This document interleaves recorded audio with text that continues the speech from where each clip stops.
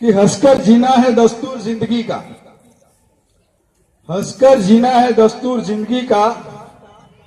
एक यही किस्सा है मशहूर जिंदगी का। बीते हुए कल पल कभी लौट के नहीं आते, यही सबसे बड़ा कसूर है जिंदगी का। इसलिए जिंदगी में हर पल खुशी से बिताओ।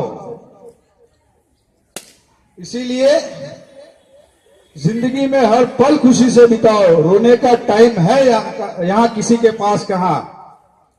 चाहे कोई समझे पागल, फिर भी जिंदगी बिताओ हंस के, क्योंकि ये वक्त न मिलेगा फिर दोबारा। धन्यवाद। भारत माता की जय।